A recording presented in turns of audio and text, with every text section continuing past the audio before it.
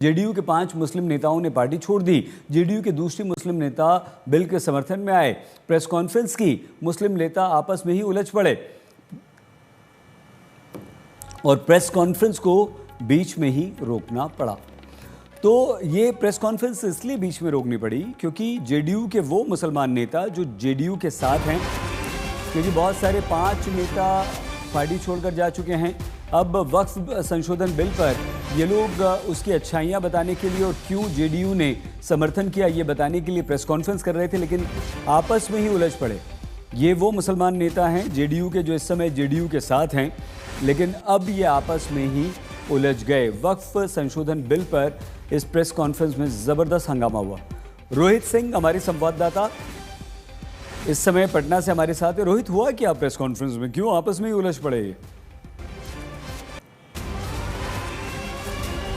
देखिए, आज ये प्रेस कॉन्फ्रेंस जो सईद बुलाई गई थी वो कहीं ना कहीं डैमेज कंट्रोल के लिए थी। जिस तरीके से 2 दिन से मैसेज जा रहा था कि मुस्लिम समाज जो है वो नीतीश कुमार से नाराज़ है और लगातार इस्तीफे हो रहे थे कई नेताओं के, तो उसी को देखते हुए आज दर्जन भर मुस्लिम नेताओं का एक प्रेस कॉन्फ्रेंस बुलाया गया डैमेज कंट्रोल के लिए। लेकिन केवल 2 लोगों का जो है वक्तव्य हुआ, जो कि माइनॉरिटी सेल के जो अध्यक्ष हैं और उनका एक प्रवक्ता है अंजुम आरा, उनका वक्तव्य हुआ जो इनिशियल कॉमेंट होता है। लेकिन 3 ऐसे चेहरे थे जो इस प्रेस कॉन्फ्रेंस में शामिल थे, लेकिन ये 3 चेहरे पिछले 3 दिनों से लगातार विरोध कर रहे हैं नीतीश कुमार का इस बिल को लेकर, जिसमें से गुलाम गौस सबसे पहले, अशफाक करीम नंबर 2 और नंबर 3 पर अफजल अब्बास जो कि शिया बोर्ड के जो हैं वो चेयरमैन हैं। ये तीनों जो है लगातार विरोध कर रहे थे, लेकिन आज ये तीनों प्रेस कॉन्फ्रेंस में मौजूद थे। इसको लेकर जब सवाल पूछना शुरू किया गया कि आखिर ये तीनों नेता यहाँ आए हैं प्रेस कॉन्फ्रेंस में, क्या इनका स्टैंड बदल गया है, तो फिर इन तीनों नेताओं को बोलने की इजाज़त नहीं दी गई और फिर मीडिया से जो है बहस हुई और आनंद फानन में प्रेस कॉन्फ्रेंस समाप्त हो गया। और अभी आज तक ने इनमें 3 में से 2 नेताओं को सवाल जवाब किए हैं, जिसमें से अशफाक करीम एक हैं। पूछा उनसे क्या आपका स्टैंड बदला है, कुछ भी नहीं बोला। लगातार हम सवाल पूछते रहे, गाड़ी में बैठे चले गए। दूसरे नंबर पे अफजल अब्बास जो कि शिया बोर्ड के चेयरमैन हैं वक्फ बोर्ड के, उनसे भी सवाल पूछा गया, वो भी दाएं बाएं जो है वो जवाब देते हुए नजर आए, यानी कि ठोस जवाब इन नेताओं ने नहीं दिया है। तो सवाल ये खड़ा हो रहा है कि ये 3 नेता जो विरोध में थे नीतीश कुमार के पिछले 3 दिनों से, क्या इनको यहाँ जबरन बैठाया गया था प्रेस कॉन्फ्रेंस में? क्यों ये यहाँ पर आए थे जब इनको बोलने नहीं दिया गया, इनको इजाजत नहीं दी गई बोलने की? और जब कैमरे पर भी हम इनसे सवाल पूछ रहे हैं कि क्या आपका स्टैंड बदल गया है, क्या आप समर्थन में आ गए हैं बिल के, तो कोई जवाब नहीं दे रहे हैं। तो सवाल तो खड़ा होगा कि डैमेज कंट्रोल के लिए जो पीसी बुलाई गई थी, तो क्या वाकई डैमेज कंट्रोल हुआ या और ज्यादा डैमेज हो गया है? दीपक, सईद, और ज्यादा डैमेज हो गया। ये जो अंत में आपने कहा रोहित, ये काफी कुछ कहता है। और ज्यादा डैमेज कैसे? देखिए, जाहिर सी बात है ना, ये जो 3 नेता हैं, देखिए क्योंकि राजनीति में देखिए परसेप्शन बहुत बड़ा खेल होता है सईद, और परसेप्शन जो 2-3 दिनों से बन रहा है कि मुस्लिम समाज के लोग हैं वो नाराज़ हैं नीतीश कुमार से कि उनकी पार्टी ने बिल का समर्थन किया है। कई नेताओं ने इस्तीफा भी दे दिया है। ये 3 लेकिन बड़े चेहरों पर फोकस रहा पिछले 3 दिनों में जो इसके विरोध में थे। और अब जब ये 3 नेता इस समर्थन करने के लिए यहाँ पर आते हैं, और आपको मैं एक चिट्ठी भी दिखा देता हूँ सईद, माफ कीजिएगा जी, ये जो प्रेस कॉन्फ्रेंस में जारी किया है, में एक चिट्ठी जारी किया गया है, इसमें उन 3 नेताओं के हस्ताक्षर हैं जी। यानी इस प्रेस कॉन्फ्रेंस में हस्ताक्षर तो हैं इन 3 नेताओं के, लेकिन जब इनसे हमने बात करनी चाहिए अलग से कि भाई क्या वाकई आपने समर्थन किया है या जबरन यहाँ आकर बैठे गए थे, क्यों, मतलब किस परिस्थिति में आप यहाँ आपने यू टर्न लिया है, तो कोई भी नेता जो तीनों में से है वो जवाब नहीं दे रहा है। और इसमें से एक नेता जो सबसे मुखर थे, गुलाम गौस, वो अंदर कमरे में बंद है।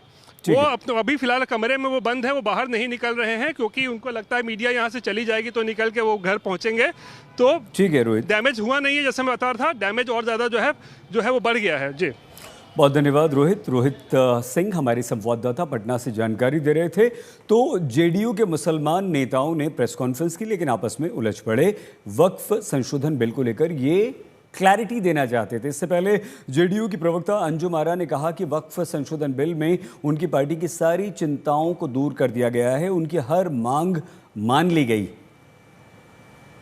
या बिल्कुल मजबूती के साथ और पूरे में जवाबदेही के साथ यह विश्वास दिलाती हूं कि माननीय मुख्यमंत्री नीतीश कुमार जी के रहते हुए अक़लियत के हितों से उनकी रक्षा, उनकी सुरक्षा, उनके अधिकारों के साथ कोई भी छेड़छाड़ नहीं कर सकता है।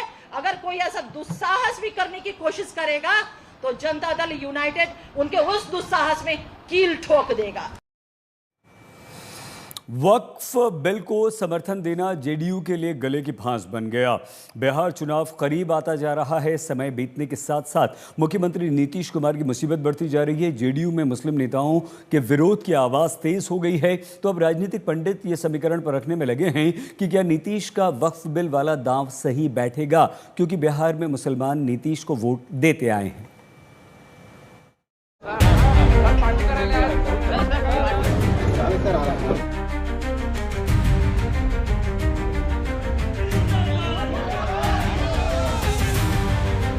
जेडीयू में विरोध की हवा चल रही है।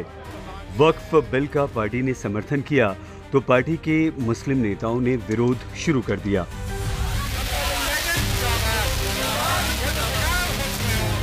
नीतीश की पार्टी के मुस्लिम चेहरे अब वक्फ बिल का हवाला देकर बता रहे हैं कि उन्होंने मुस्लिम समाज के साथ गलत किया। मेरा मुंशी भी मेरा कातिल है, मेरा मुंशी भी मेरा कातिल है, मेरा मुंशी भी मेरा कातिल है। मेरे हक में फैसला क्या देगा? हमें मुझसे वफा की उम्मीद, जो जानते नहीं वफा क्या है। राष्ट्रपति जी से मेरा अनुरोध होगा कि इस बिल पर गौर करें और इसको वापस करें। गुलाम गौस जेडीयू के इकलौते चेहरे नहीं जो खुलकर पार्टी के वक्फ दांव का विरोध कर रहे हैं। गुलाम बलियावी भी अपना विरोध दर्ज करा चुके हैं। जेडीयू में बागियों की लिस्ट लंबी होती जा रही है। पार्टी के कई नेताओं ने अपने इस्तीफे भी दे दिए हैं। जेडीयू के अल्पसंख्यक प्रकोष्ठ के प्रदेश सचिव मोहम्मद शाहनवाज मलिक, प्रदेश महासचिव मोहम्मद तबरेज सिद्दीकी, भोजपुर के पार्टी सदस्य मोहम्मद दिलशान राइन, पूर्व प्रत्याशी मोहम्मद कासिम अंसारी, पूर्व युवा जेडीयू प्रदेश उपाध्यक्ष तबरेज हसन ने पार्टी के वक्फ बिल वाले स्टैंड को लेकर इस्तीफा दे दिया है। लेकिन अब आगे क्या? बिहार चुनाव से पहले ऐसी बगावत ठीक नहीं।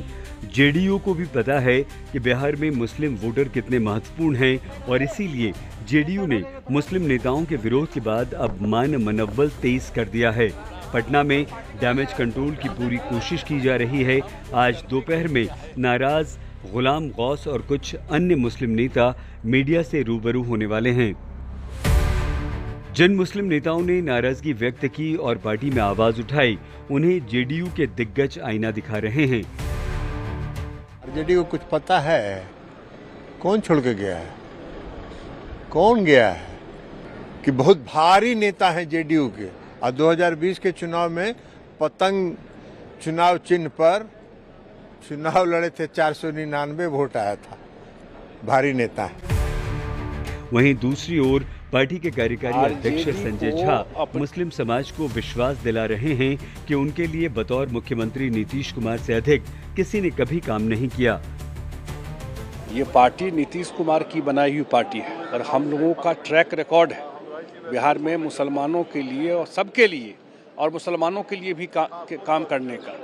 फिर मैं वही सब बात कहूँगा जिनका काम किया क्या लोग किए, तो हम लोग का ट्रैक रिकॉर्ड है काम करने का। और इतना आपके माध्यम से बता दूं कि नीतीश कुमार जी के सरकार में आज तक किसी के साथ नहीं और खास करके मुसलमानों के साथ कोई अन्याय नहीं, कभी नहीं होगा। असल में बिहार में मुस्लिम वोट का बड़ा हिस्सा पाने वाली आरजेडी को लगता है कि ये मौका है जहां नीतीश का बचा हुआ मुस्लिम वोट छीना जा सकता है और इसीलिए आरजेडी नीतीश के स्वास्थ्य का हवाला देते हुए वक्फ बिल के समर्थन पर प्रश्न उठा रही है।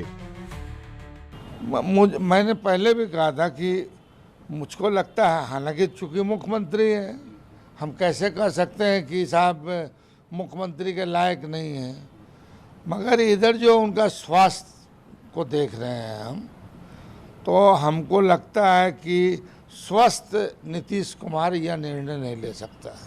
ये अस्वस्थ नीतीश कुमार ही निर्णय ले सकता है। नीतीश कुमार और जेडीयू के सामने पार्टी के बागियों को मनाना बड़ी चुनौती है। मुस्लिमों को वक्फ बिल के बारे में सब कुछ पॉजिटिव बताकर उनका वोट पाने की एक बड़ी चुनौती। समय ही बताएगा कि नीतीश बिहार चुनाव से पहले इस उद्देश्य में कितना सफल हो पाते हैं। रोहित कुमार सिंह, पटना आज तक।